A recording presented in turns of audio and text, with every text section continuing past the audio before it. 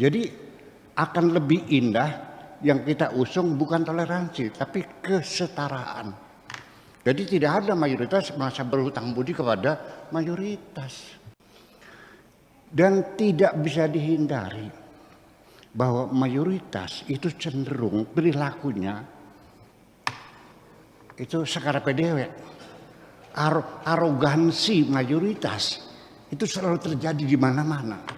Shalom, saudara ulang Tuhan, puji nama Tuhan, jumpa lagi dengan saya di kesempatan ini. Saudara ulang Tuhan, saya tidak bisa banyak berkata-kata selain hanya bisa berterima kasih buat Bapak Dermando yang telah memberikan satu pertanyaan yang penting bagi umat minoritas di Indonesia ini, dan juga buat Bapak Kiai Haji Buya Syakur yang menjawab pertanyaan dari Bapak Dermando, dan juga jawabannya ini mewakili umat minoritas di negeri ini. Saudara ulang Tuhan, sekali lagi saya berterima kasih kepada dua orang ini. Dan saudara, supaya lebih jelas, mari kita melihat video mereka. Mari kita melihat apa yang mereka sampaikan di video berikut, sangat penting sekali. Jadi silahkan tonton sampai selesai. Pertama adalah soal bertebarannya kata-kata kebencian, kata-kata yang menghina agama lain misalnya, yang bertebaran di media sosial tadi dikatakan. Tapi saya melihatnya begini, Bu ya. Kalau itu dilakukan oleh orang-orang yang kurang terpelajar, bukan kiai lah, bukan ahli agama, anak muda begitu ya. Mereka memaki-maki agama lain misalnya, mereka menyebarkan kebencian, mereka memaki-maki orang yang berbeda keyakinan. Saya masih merasa bahwa itu adalah yang bukan yang wajar sih, tapi sesuatu yang ya namanya juga orang tidak berpengetahuan gitu kan. Ya kalau komentarnya sedangkal itu barangkali itu menunjukkan memang pengetahuannya sedangkal itu. Tapi masalahnya adalah ada banyak pernyataan-pernyataan kebencian itu keluarnya justru dari saya sebaiknya tidak menyebut nama ya Bu ya, tapi orang-orang yang sudah terpandang, orang-orang yang bisa disebut sebagai pemimpin umat misalnya, ya itu keluar dari mereka. Ya. Nah, orang-orang ini pertanyaan saya itu kira-kira begini. Kita di Indonesia punya Majelis Ulama Indonesia, Bu ya. Buya kan bukan anggotanya ya, Buya. Bukan. Maaf, bukan. Bukan. Kebetulan bukan atau alhamdulillah bukan. Karena begini. Ini Majelis Ulama Indonesia kan mestinya adalah sebuah kumpulan dari para ulama terkemuka, senior, yang antara lain menurut saya tugasnya bukan sekedar menetapkan fatwa halal haram kan ya. Tapi ya dalam kasus yang tadi saya sebut, bukankah seharusnya para ulama kita itu yang bersatu dalam sebuah majelis terhormat seperti MUI, itu menyatakan sikap ketika ada ulama-ulama yang terus-menerus menyebarkan kata-kata yang penuh kebencian semacam itu, ya.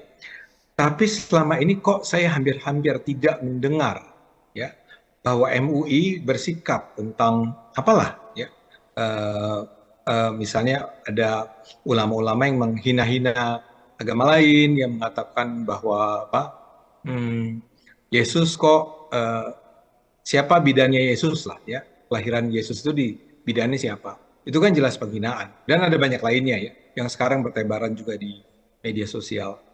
Pertanyaan saya adalah, ini yang pertama, saya ada dua pertanyaan ya. Yang pertama adalah, dalam pandangan Buya ya, kenapa ya Majelis Ulama Indonesia justru memilih untuk tidak bersikap, memberikan arahan ya kepada umat Islam di Indonesia tentang apa yang pantas atau tidak pantas, ya. Menurut saya sikap sebuah majelis, misalnya begini, Buya bisa saja mengkritik, tapi Buya adalah seorang tokoh yang tercerahkan, dan tapi Buya tetap sendirian kan, artinya itu pendapat Buya pribadi. Bukankah sebaiknya untuk bisa mengarahkan umat Islam di Indonesia agar tidak mudah untuk termakan dengan ujaran-ujaran kebencian, menghina agama lain dan seterusnya, harusnya adalah MUI lah yang memberikan arahan semacam itu, ya, sehingga memang betul-betul dirasakan relevansinya kehadiran Majelis Ulama Indonesia dalam suasana yang tadi digambarkan oleh Buya sebagai penuh hiruk pikuk dengan kebencian dan seterusnya. Itu pertama. Kedua adalah begini, saya itu mendengarkan penjelasan Buya itu, saya amazed ya, kagum, dan merasa penjelasan Buya selama ini di berbagai video Buya tentang perdebatan tentang ketidaksempurnaan Islam misalnya ya, pembicaraan mengenai apalagi ya yang halal haram atau macam-macam lah. Saya tiba-tiba blank juga nih. Tapi ada berbagai isu yang diangkat oleh Buya yang menurut saya itu sangat masuk di akal ya. Oh ini misalnya contoh paling bagus itu tentang hadis itu loh Buya ya. Bahwa hadis itu ada penjelasan Buya tentang siapa Muslim Bukhari ya, yang satu hadis itu diperiksa cuma 15 menit gitu kan. Dan kalau itu diperiksa semua ya seperti diklaim diperiksa oleh Muslim Bukhari, mestinya dia tidak punya waktu lagi untuk melakukan hal-hal lain ya. Contohnya itu. Jadi poinnya kan waktu itu Buya mau bilang bahwa memang kita harus hati-hati sekali nih dengan hadis-hadis, dan ada banyak sekali hadis-hadis yang bermasalah. Atau penjelasan Buya tentang ketidaksempurnaan Islam tuh kaitannya dengan perbudakan. Kok perbudakan itu diizinkan gitu ya? Dan itu artinya memang Islam perlu ditafsirkan terus-menerus. Tapi poin saya begini, kenapa tidak banyak ya Buya? Ya, saya yakin, atau saya duga, saya mungkin salah. Saya duga sebetulnya ulama-ulama kita juga paham kok dengan itu. Mestinya, saya salah berarti. Tapi saya duga kan Buya memang pendidikannya sangat luar biasa, tapi itu bukan pengetahuan yang terlalu rumit sehingga hanya bisa dipahami oleh orang dengan kapasitas seperti Buya. Saya duga bahwa ada begitu banyak sebetulnya ulama-ulama lain yang paham bahwa terhadap ayat tertentu penafsiran itu banyak, atau ada hadis-hadis yang tidak perlu diterima begitu saja, ada sejarah-sejarah Islam yang perlu kita pelajari untuk kita pahami apa maknanya sesungguhnya dan seterusnya. Tapi kenapa sedikit sekali ya Buya ulama yang berani untuk bicara seterbuka, selurus, sejujur, seterbuka Buya, yang itu sebenarnya terus terang Buya, kehadiran orang seperti Buya itu membuat saya menjadi merasa saya tidak bersalah. Orang kan sering menyebut saya sebagai sok tahu gitu, karena saya nggak belajar, saya nggak studi agama, Buya. Saya cuma belajar justru dari Cak Nur, dari Gus Dur gitu ya, dari tulisan-tulisan yang ada, termasuk sekarang dari Buya.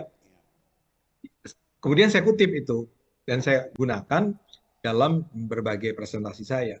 Nah, kemudian saya dihina sebagai atau dilecehkan sebagai ini apa sok tahu berani-beraninya ngomong tentang Islam padahal nggak belajar Islam dengan benar. Nah, masalahnya saya akan argumen bahwa sayangnya orang seperti Buya Syakur itu terlalu sedikit yang bisa mengarahkan publik bahwa jangan buru-buru mengkafirkan ya, jangan buru-buru memurtadkan, atau jangan buru-buru tiba pada sebuah kesimpulan tunggal, sementara sebenarnya ada banyak sekali tafsiran terhadap sebuah ayat atau sebuah hadis atau sebuah peristiwa sejarah tertentu.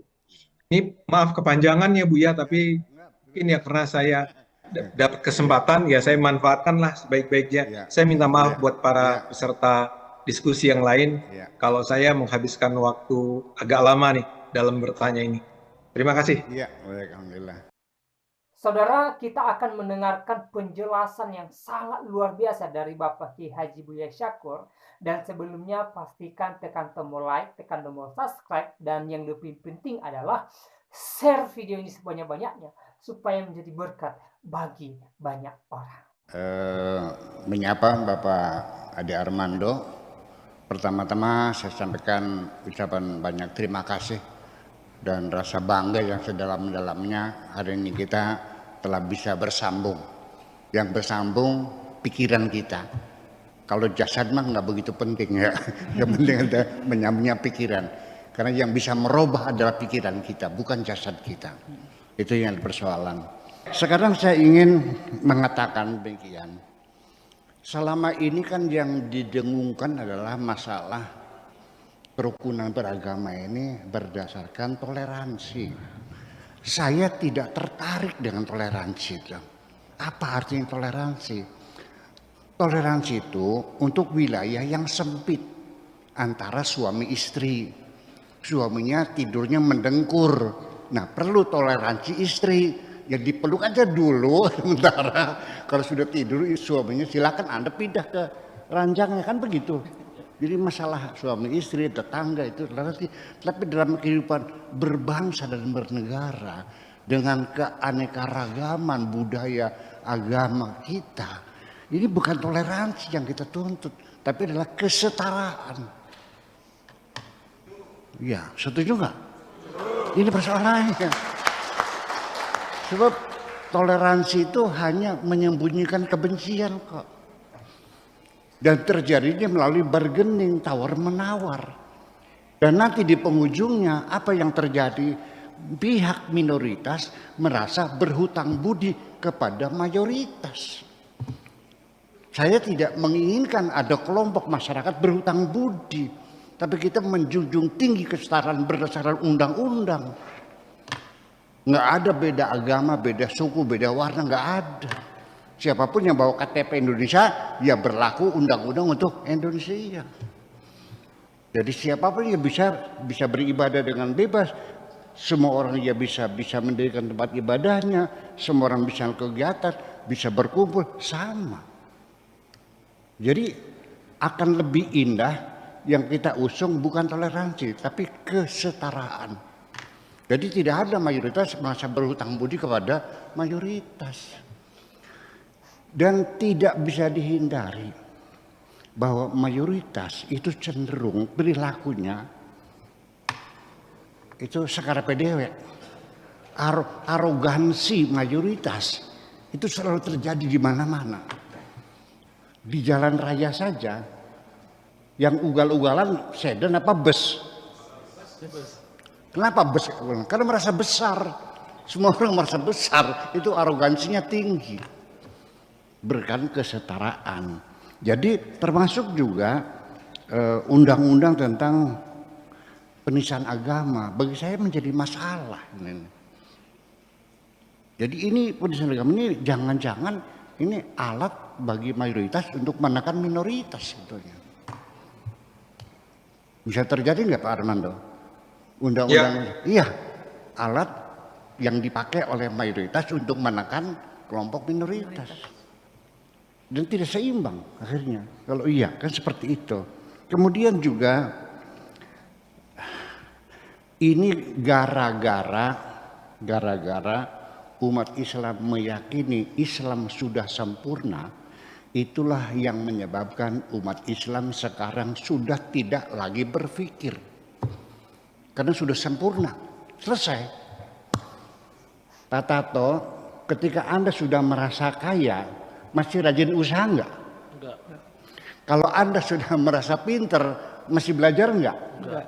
Nah, umat Islam karena melihat agamanya sudah sempurna berdasarkan firman Tuhan, al-yawma akmaltu lakum dinakum wa atmamtu alaikum ni'mati wa raditu lakumul Islam madina, yang semacam itu berakibat umat Islam merasa sudah tidak perlukan revisi, tidak perlu penyempurnaan, tidak perlu pembekuan ayat-ayat karena sudah sempurna. Malah tidak boleh. Harus diimplementasikan secara letterlek apa adanya. Ancamannya kalau orang membuat undang-undang bertentangan dengan hukum Tuhan, maka dia disebut orang kafir. Wa man lam yahkum bima anzalallah fa ulaika humul. Nah, saksinya apal semua kan? Ada lagi wa man lam yahkum bima anzalallah faulaika zalimun, betul? Ada lagi wa man lam yahkum bima anzalallah faulaikumul fasiqun, fasik, zalim, kafir. Sehingga apa yang terjadi, saudara-saudara sekalian, ketika kerajaan Saudi mengeluarkan undang-undang anti perbudakan, itu pun bukan kesadarannya Saudi memberi perbudakan, bukan, tapi karena dipaksa oleh Amerika. Kalau tidak dibebaskan perbudakan dari Saudi, Amerika tidak akan membantu Saudi, baik ekonomi maupun persenjataan. Akhirnya keluarlah undang-undang larangan perbudakan. Itu didemo oleh para ulamanya tuh. Dengan alasan bagaimana raja melarang perbudakan, Islam tidak melarang kok. Oh jadi begitu. Jadi menurut Tuhanmu, manusia itu boleh dijual.